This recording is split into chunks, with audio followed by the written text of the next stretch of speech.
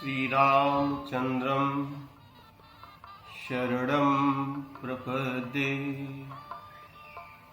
श्रीरामदूतं शरणं प्रपद्ये।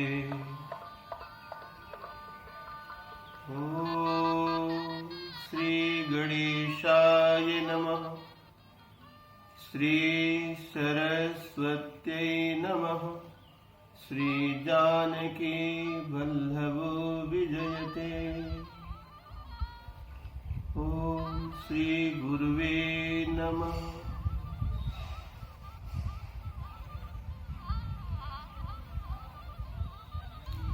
कलि पावना अवतार गोस्वामी तुलसीदास जी महाराज ने मानस के प्रारंभ में गुरु महिमा का बड़ा मधुर, बड़ा सजीव, बड़ा सरल और बड़ा ही सफल चित्रण किया है। आज की कथा का सूत्र है मानस गुरु गीता। वैसे तो गीता गीता शब्द का उच्चारण करेंगे तो उसकी प्रतिध्वनि होती है त्यागी त्यागी त्यागी। गीता शब्द का मूल में ही अर्थ है त्याग। जिसके जीवन में जितना अधिक त्याग आ गया है उसने उतना ही अधिक गीता को प्रायोगिक रूप से समझ लिया है, प्रैक्टिकल में उसने समझ लिया है, यथार्थ में उसने समझ लिया है। त्याग त्याग, गीता गीता, इसकी प्रतिध्वनि है त्यागी। ये त्याग कैसे आएगा? इसके लिए भी तो गुरु कृपा चाहिए। बिना गुरु की कृपा के ये त्याग भी संभव नहीं है। ये दिव्य दृष्टि कैसे पैदा होगी? ये निर्मल दृष्टि कैसे पैदा होगी? ये जीव परम तत्व को कैसे प्राप्त कर पाएगा? इसके लिए मूल तत्व है गुरु कृपा। वंदौ गुरु पद कंज। मैं गुरु महाराज के कमल स्वरूपी चरणों की वंदना करता हूं। वंदौ गुरु पद कंज, जो कमल के समान। कंज शब्द का अर्थ होता है कमल। कमल रूपी चरण हैं और मुखमंडल जो है वो सूर्य की किरण के समान है। जो बोली है, जो वचन है, जो उन्होंने उपदेश अपने शिष्यों को किए हैं, समाज को किए हैं, विश्व को किए हैं, वो सूर्य की किरण के समान है। वंदौ गुरु पद कंज कृपा सिंधु। ये कृपा के सागर हैं।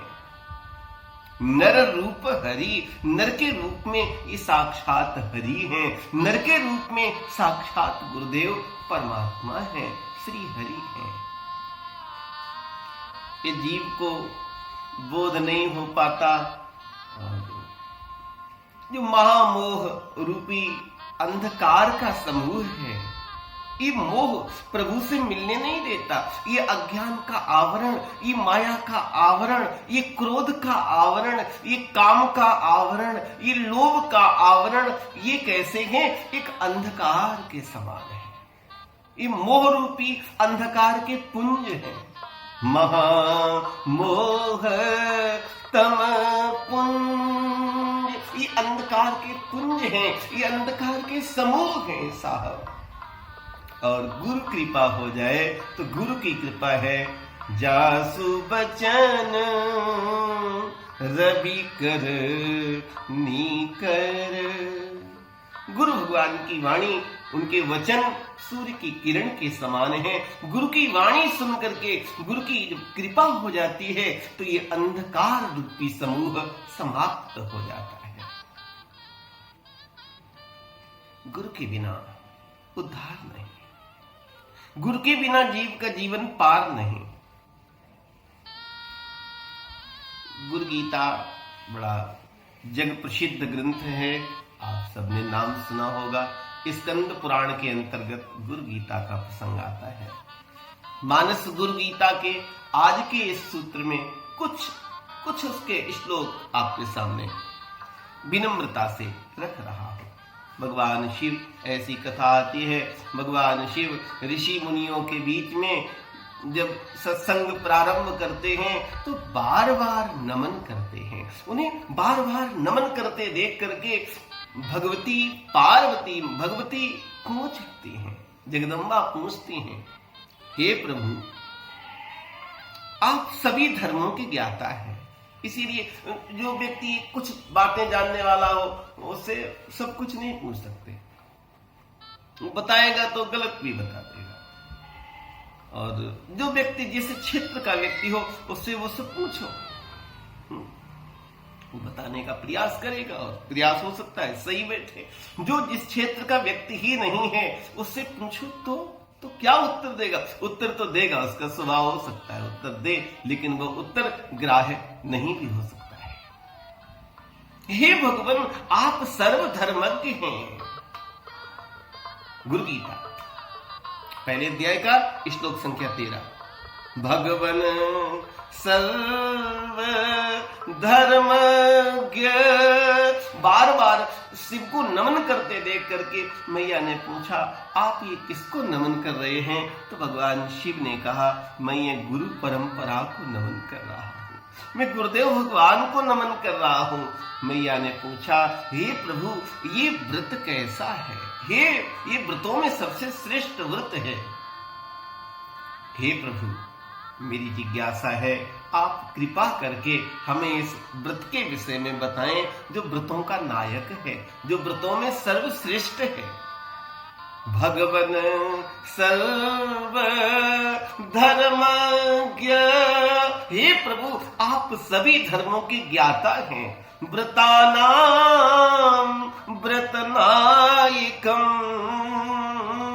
जितने भी व्रत हैं सभी व्रतों में सर्वश्रेष्ठ व्रत है गुरु व्रत।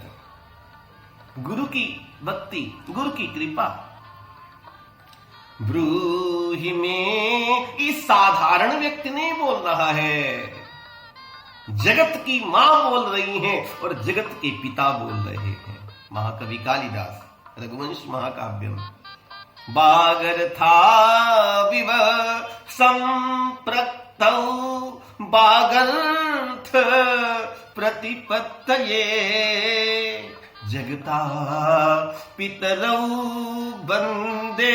ये जगत के पितरा, माता च पिता च, ये माता और पिता हैं। जगता पितरौ वंदे पार्वती परमेश्वर। ये जगत के माता पिता हैं, पार्वती परमेश्वर, शिव और शिवा।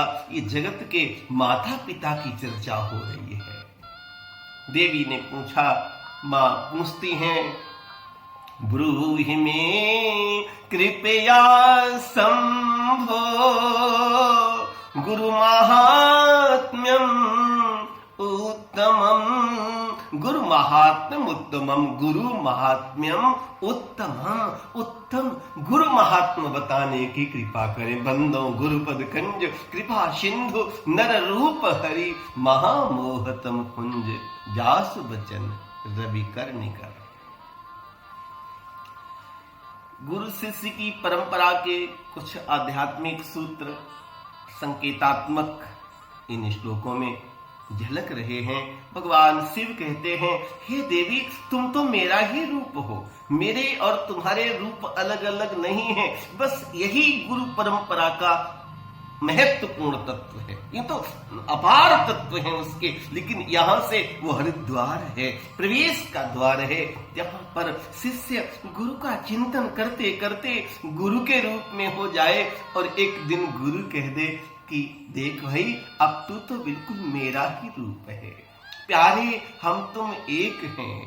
परम पूज्य गुरुदेव भगवान दत्ता जी साहब ये दोहा सुनाया करते थे, प्यारे हम तुम एक हैं। हमने तो ये साहब की वाणी से पता नहीं कितनी बार कहते हुए सुना। छोटा नहीं, बहुत बड़ा तत्व है ये। एक हो जाना। प्यारे हम तुम एक हैं, कहन सुनन को दो।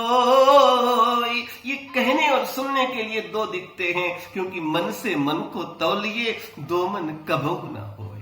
ये दोनों एक हो गए। एक एक मिल दो होते हैं, ये तो है सिद्धांत पुराना।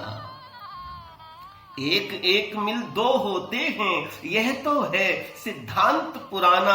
एक एक मिल एक रह गया, गणित भला ये किसने जाना। हम तुम मिलकर एक हो गए, यह पावन व्यापार हो गया। तजकर अपना रूप तुम्हारा, मैं पावन आकार हो गया। महामोहतम पुंज जासु बचन, रवि कर निकर। प्रकाश होते ही भ्रम समाप्त हो जाता है, अज्ञान समाप्त हो जाता है, अविद्या समाप्त हो जाती है, और जैसे ही भेद मिटा तो अभेद पैदा हो गया। दोनों एक है। भगवान ने गीता में अर्जुन को अपनी विभूतियों का वर्णन किया, और कृष्ण और अर्जुन के बीच में भी गुरु और शिष्य का संबंध है, आप सब जानते हैं। दूसरे अध्याय के 7वें मंत्र में, 7वें श्लोक में आप गीता शास्त्र में देख पाएंगे, जहां पर अर्जुन कार्पण्य दोषो उपहत स्वभाव पृक्षामि त्वं धर्म सम्मूढ़ चेतः यक्षेयः स्यानिश्चितं ब्रूहि तन्मे शिष्यस्तेहं साधिमां त्वां प्रपन्नम्। दूसरे अध्याय का गीता का 7वां मंत्र। अर्जुन भगवान का शिष्य बन गया, शिष्यस्तेहं। तो भगवान ने अर्जुन को अपने विभूतियों का वर्णन सुनाया। मैं ये हूँ, वृक्षों में पीपल हूँ, नदियों में गंगा हूँ, घोड़ों में उच्चैश्रवा घोड़ा हूँ, हाथियों में ऐरावत हाथी हूँ। बहुत कुछ सुनाते गए, और कह दिया अर्जुन मैं पांडवों में अर्जुन हूँ। अर्जुन विचार करने लगा कि जब भगवान पांडवों में अर्जुन है तो मैं क्या हूं। भगवान मुस्कुराए कि बस जो तुम्हारा मैंपन था ये मिटते ही, जब मैं था तब हरि नहीं, अब हरि हैं मैं ना। हम और तुम अलग अलग नहीं हैं अर्जुन, हम और तुम दोनों एक हैं। मूल भागवत की 4वीं श्लोकी, अहमेवासमेवाग्रे नान्यद यत सत सत परम पश्चादहम यदि तच्च यो अवशिष्येत सोऽस्म्यहम् ऋते अर्थम यत प्रतीयेत न प्रतीयेत चात्मनि तद विद्यात् आत्मनो मया यथा भासो यथा तमः यथा महन्ति भूतानि भूतेषु उच्चः वचेषु न प्रविष्टानि प्रविष्टानि तथा तेषु न तेषु हम एतावदेव जिज्ञासं तत्त्व जिज्ञासुनात्मनः अन्यै व्यतिरेकाभ्यां यत् स्यात् सर्वत्र सर्वदा। मम रूपासी देवी त्वं, हे देवी तुम तो मेरा ही रूप हो, मुझ में और तुझ में रूप में कोई अंतर नहीं। साधकों का अनुभव है कि कई बार गुरु महाराज को देखते हैं तो उनकी अपने गुरु की जो लेता है दादा गुरु की, तो गुरु में दादा गुरु की छवि दिखने लगती है। सूक्ष्म विषय है। मैं तुम्हें याद करते करते अपनी भी सुध बिसरा बैठा, मैं तुमसे प्रीति लगा बैठा, मैं तुमसे प्रीति लगा बैठा। मंदिर में जब घड़ियाल बजा, मंदिर में जब घड़ियाल बजा, मैं तुझको शीश झुका बैठा, मैं तुमसे प्रीति लगा बैठा, मैं तुमसे प्रीति लगा बैठा। मैं जिस पथ से भी जा निकला, मैं अनेक मार्गों पर चला हूं, ये जीव का स्वभाव है। मैं जिस पथ से भी जा निकला, मैं तेरे दर पर जा बैठा, मैं तुमसे प्रीति लगा बैठा, मैं तुम्हें याद करते करते अपनी भी सुध बिसरा बैठा। जिसने मेरा परिचय पूछा, इतना ये भुलक्कड़ हो गया कि अपना नाम ही भूल गया। ये बड़ा कठिन काम है। बड़ा सफल भी काम है। जिसने मेरा परिचय पूछा और मैं तेरा नाम बता बैठा, मैं तुमसे प्रीति लगा बैठा, मैं तुमसे प्रीति। मम रूपास देवी तुम, हे देवी तुम मेरा रूप हो। और तुमने जो प्रश्न पूछा है लोकोपकार को कारकः प्रश्नो न केनापि कृतः पुरा, आपका प्रश्न बड़ा ही लोक का उपकारक है, जगत का उपकार करने वाला है।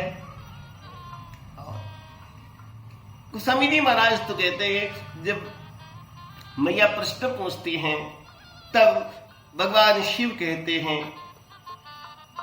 तुम समान नहीं को उपकारी, ये तुमने बड़ा उपकार किया है। पूछे रघुपति कथा प्रसंगा, सकल लोक जग पावनी गंगा। हे देवी आपने बड़ा लोक का उपकार किया है। यस्य देवे परा भक्तिर यथा देवे तथा गुरु, जिस व्यक्ति की जैसे ईश्वर में भक्ति होती है ऐसे ही जिसकी गुरु में भक्ति होती है।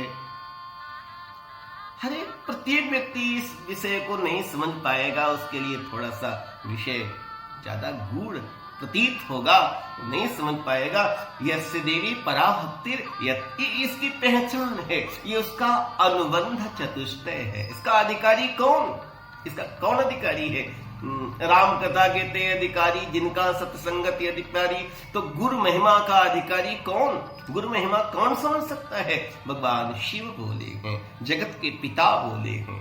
यस्य देवे परा भक्तिर यथा देवे तथा गुरु, जिस व्यक्ति की जैसे ईश्वर में भक्ति है वैसी ही गुरु में जब होती है, जो ईश्वर को और गुरु को एक मानता है, अलग अलग नहीं मानता है, तस्यैते कथिताह्यार्था प्रकाशन्ते महात्मनः। इस सभी के सामने प्रकाशित नहीं करना चाहिए, बोलने का विषय नहीं है, और वहीं पर प्रकाशित कर सकते हैं कि जहां पर जो व्यक्ति उस ईश्वर में और गुरु में भेद नहीं मानता है। कृपा सिंधु नर रूप हरि गंधम गुरुपद कंज, महामोहतम पुंज जासु बचन रविकरण कर। यो गुरु सशिवः प्रोक्तो, जो गुरु हैं वही भगवान शिव हैं। यह शिवः सगुरु स्मृतः, जो शिव हैं वो गुरु हैं, जो गुरु हैं वो शिव हैं। ये मेरा मनगढ़ंत नहीं श्लोक है, स्वयं जगत के पिता बोले हैं, आप देख सकते हैं। गुरु गीता के अध्याय संख्या 1 का श्लोक संख्या 18 है। लगता है कि गीता के 18 अध्याय का निष्कर्ष पूरा एकदम निचोड़ इसमें दे दिया गया। यो गुरु सशिवः प्रोक्तो, और आप कहेंगे कि आप तो राम कथा कहने जा रहे हैं, राम कथा में ही गुरु गीता मानस गुरु गीता का आपने प्रसंग उठाया है, तो फिर ये प्रसंग की उससे तुलना कहाँ मिल पा रही है? आप मंगलाचरण के श्लोक में देखेंगे, वंदे बोध मयम नित्यम गुरुम शंकर रूपिणम। भगवान गुरु को यहाँ पर यमाश्रितो ही वक्रोपी चंद्रा सर्वत्र वंदते। भगवान यहाँ पर गुरु भगवान और शिव एक रूप माने गए, एक है दोनों। जो गुरु और शिव में एक रूप देख चुका है वो इस अध्यात्म को, इस राम कथा सरोवर में स्नान करने का अधिकारी हो जाएगा। क्योंकि तेहि कर विमल विवेक विलोचन, दृष्टि जब तक नहीं प्राप्त होगी तब तक सृष्टि नहीं सुधरेगी।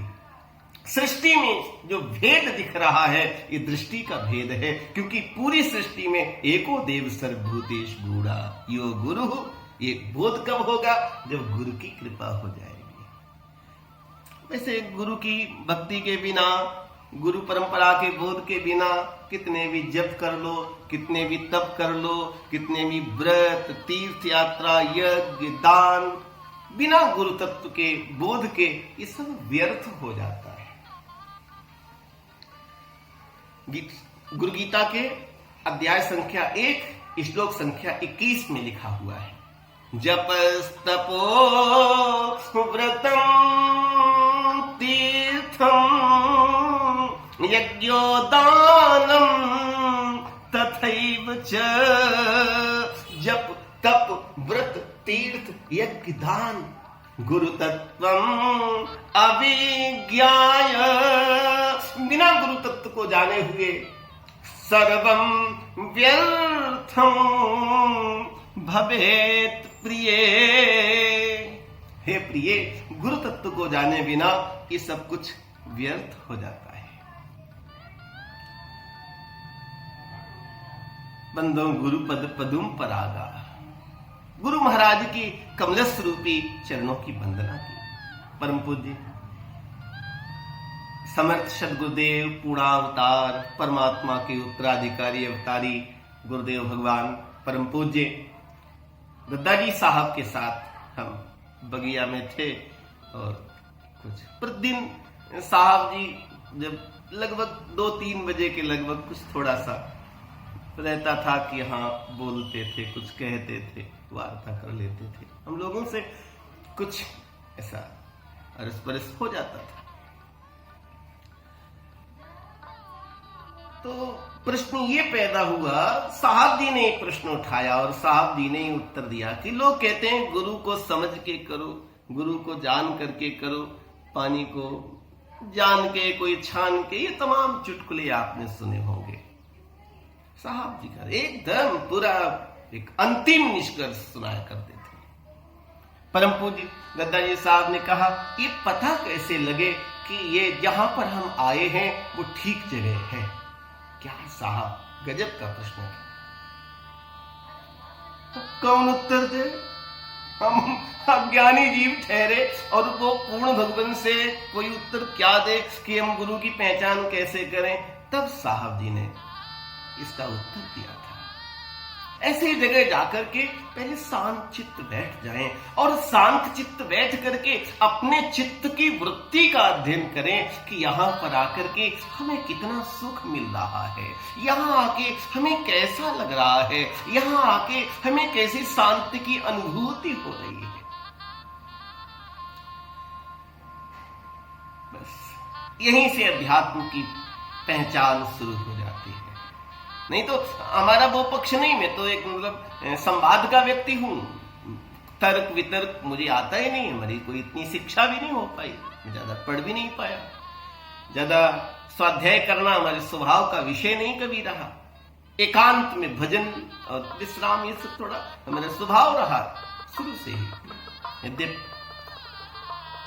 व्यास गद्दी की सेवा करते करते ये 40 वर्ष हो गए, 41वां वर्ष चल रहा है। बहुत बचपन से पैतृक परंपरा, हमारे परम पूज्य पिताजी, बाबा, दादा सब राम कथा कहते रहे, तो वो व्यास गद्दी जो हमें बचपन में माँ के दूध के साथ मिल गई थी, राम कथा बचपन में खेलते खेलते जो मिल गई थी, वो गुरु महाराज ने, साहब जी ने उसको परमार्जित किया, उसको फिर मांजा, साफ किया।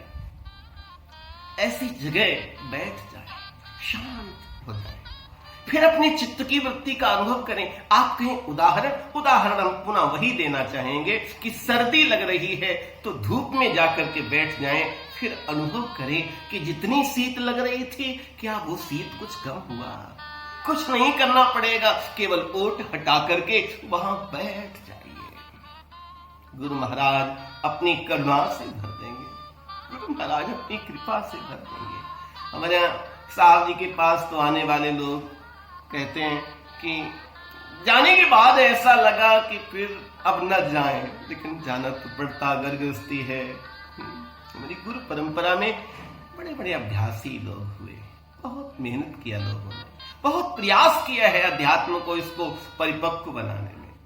हाँ, हमारे यहाँ एक पुलिस में अधिकारी थे, एसपी या DYSP जहां तक मुझे याद है, पद से रिटायर थे, आदरणीय हमारे बड़े भाई साहब श्री भगवान सिंह जी, और हम तो लोग गीतों में गा लेते हैं कि अंतिम समय हो तो हे हरि तुम मेरे सामने होना, हम तुम्हारे दर्शन करते रहे।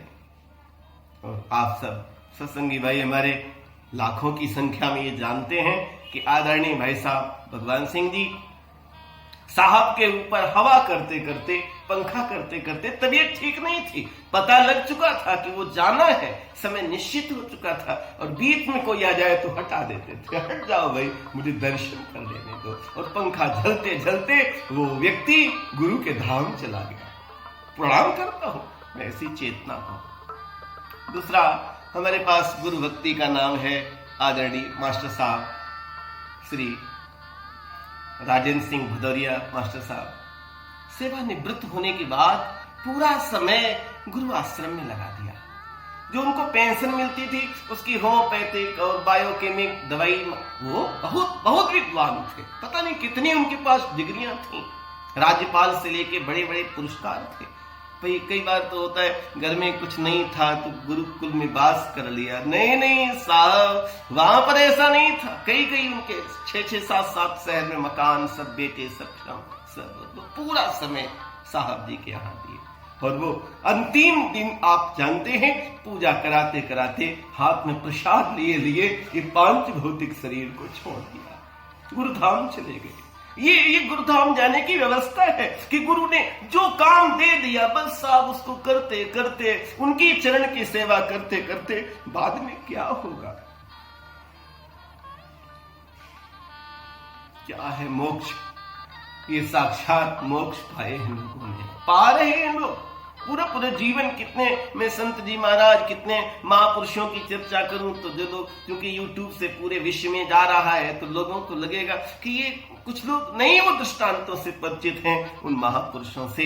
आप कल्पना करो अंतिम श्वास तक गुरु के दिए हुए कार्य में इतनी लयता, इतनी तल्लीनता, ये है गुरुधाम की प्राप्ति।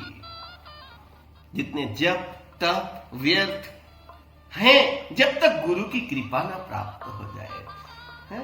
गुरु जहां जाकर के शांति मिले, गुरु जाकर के जहां जाकर के एक अनुभूति की प्राप्ति हो जाए साहब। कृपा सिंधु, वो तो कृपा के सागर हैं। आप वहां झोली फैला करके बैठिए, याद रखना झोली खाली में ही भीख डाली जाती है। अगर पहले से ही विचारों से, बुद्धिमत्ता से झोली भरी होगी तो गुरु के द्वार से भी कई बार लोग खाली लौट आते। ऐसे हो नहीं सकता है कि कोई पानी में जाए, गोता लगाए और वो सूखा निकल आए, हो नहीं सकता। लेकिन कुछ तो असर रहेगा ही। बोध में गुरु हैं, साक्षात शिव के स्वरूप। मुझे एक दृष्टांत याद आता है, श्रीमद् भागवत की कथा। राजा परीक्षित को श्राप लग चुका है, समीक ऋषि ने श्राप दे दिया है, श्रृंगी ऋषि ने श्राप दे दिया है कि तक्षक उसको दंसेगा, और राजा बड़ा चिंतित है, गंगा जी के तट पर बैठे हैं। कोई महात्मा कहते हैं इतने समय लग जाएगा तो साधना करो, संभव है, कोई कुछ। राजा चिंतित है। उसी समय समाधि में बैठे हुए परम पराजिकाचार्य सुखदेव जी महाराज को भगवान प्रेरित करते, जाओ राजा का कल्याण कर। आपको आज का कथा का सूत्र समझ में आ जाएगा इसी प्रसंग के साथ ही। सुखदेव जी जैसे ही वहां पर आए, यम प्रव्रजंत मन पेतम अपेत कृत्यम द्वैपायनो विरह कातरवाजुहाव। वो सुखदेव जी महाराज जो जन्म लेते ही, जन्मत ही जग दुख निरखी, नरा लपेटे अंग, भाग चले सुखदेव जी, लगे व्यास मुनि संग। तरुवर ने उत्तर दियो, जपो जाय हरि नाम, ऐसे श्री सुखदेव को बारंबार प्रणाम।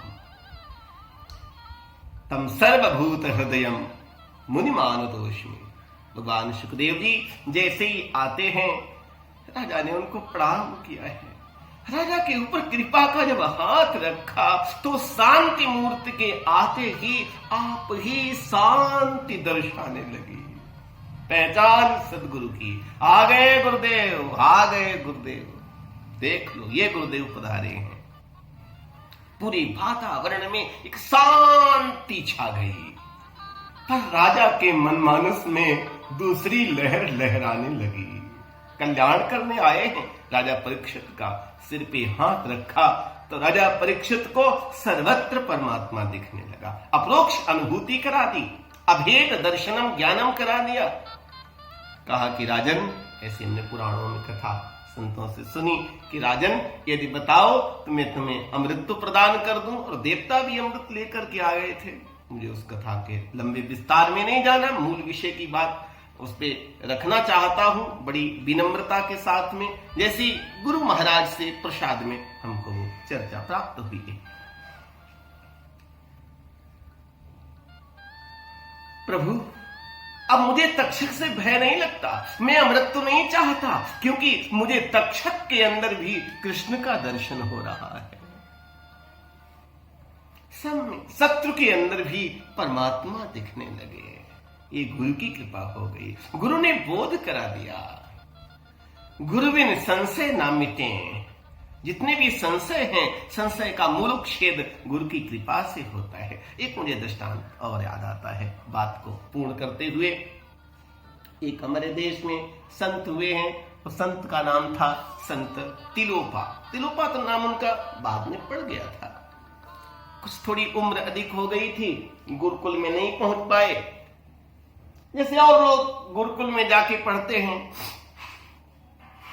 ऐसे तिलोपा के मन में भी गुरुकुल में जाके पढ़ने की प्रबल जिज्ञासा थी।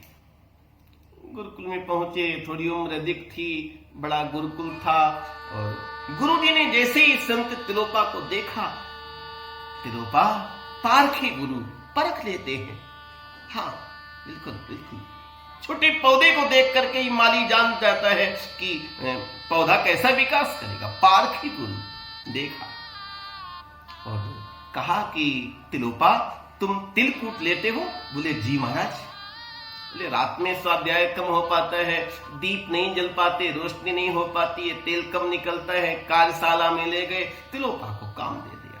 तिलोपा गए थे पढ़ाई करने और तिलोपा को तिल की कुटाई में लगा दिया। कूटने लगे थे दिन रात। जो गुरु ने काम दे दिया है, जो कुछ भी दे दिया है, उसी काम में तल्लीनता। परमात्मा तो सर्वत्र है। धन्ना जाट थे, सजना कसाई था, सेन नाई था, कबीर साहब जो लाए थे, संत रविदास मोची का काम करते। इन सभी ने ब्रह्म तत्व पा लिया है, क्योंकि राका वाका जन्म के कुम्हार थे। राका और वाका सजना जाति कसाई। लेकिन इन्हें मिला कैसे? पाई रे इन साधु की संगति पाई रे इन्हें कोई साधु की संगति मिल गई। इनके ऊपर कोई गुरुदेव की करुणा बरस गई।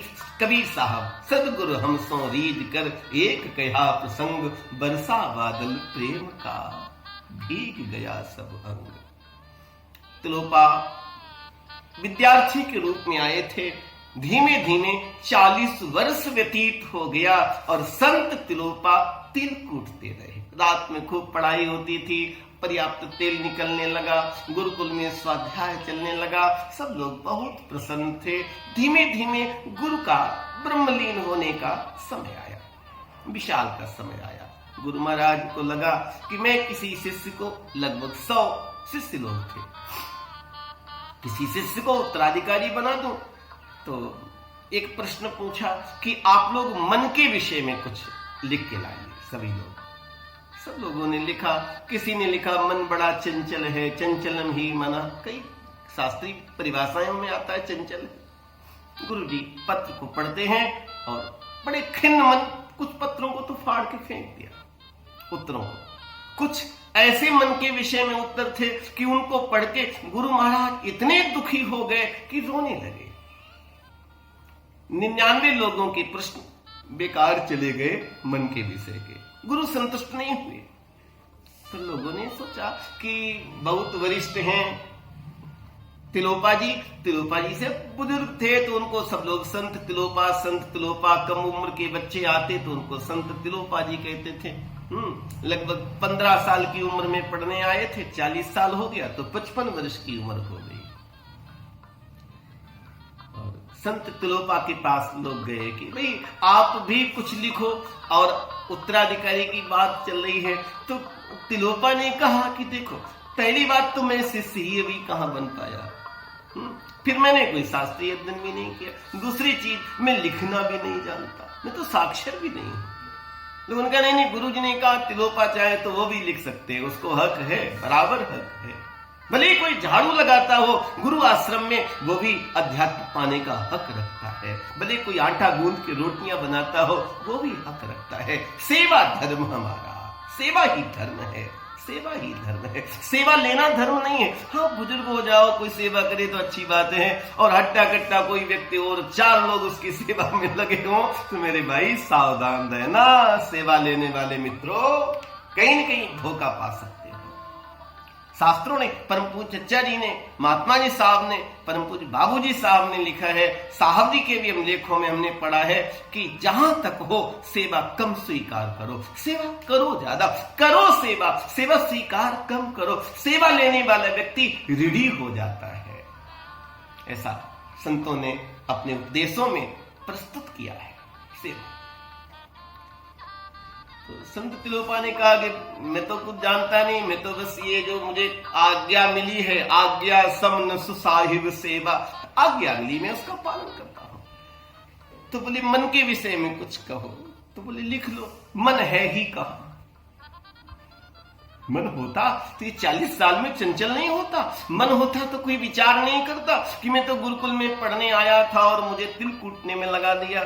वो पत्र जाता है, गुरु महाराज पढ़ते हैं, कहते हैं ये तिलोपा ने लिखा। बोले नहीं महाराज, वो तो लिख नहीं पाता, साक्षर नहीं है। गुरु महाराज दौड़ करके आए, तिलोपा को गले लगा लिया कि तिलोपा तू और हम अब एक हो गए हैं। उसको गद्दी पे बैठाल दिया।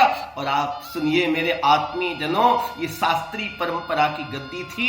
ये 99 लोगों ने प्रश्न किए और तिलोपा ने उसके सटीक उत्तर दिए हुए हैं, क्योंकि अब वो 2 नहीं रह गए, अब वो 2 मिलकर के एक हो चुके हैं। ये तिलोपा नहीं बैठा है, तिलोपा के रूप में उनके गुरु महाराज ही बैठ करके करुणा कर रहे हैं, कृपा कर रहे हैं। प्यारे हम तुम एक हैं, कहन सुनन को दोए, मन से मन को तौलिए, 2 मन कबौ न होए, बंदो गुरुपद कंज, कृपा सिंधु नर रूप हरि, महामोहतम कुंज, जासु बचन रवि कर निकर। इन्हीं शब्दों के साथ में आज की कथा का ये पुष्प मानस गुरु गीता परम पूज्य साहब जी महाराज के चरणों में सादर समर्पित करते हुए आप सबको प्रणाम करते हुए, जय सिया राम, जय भारत माता।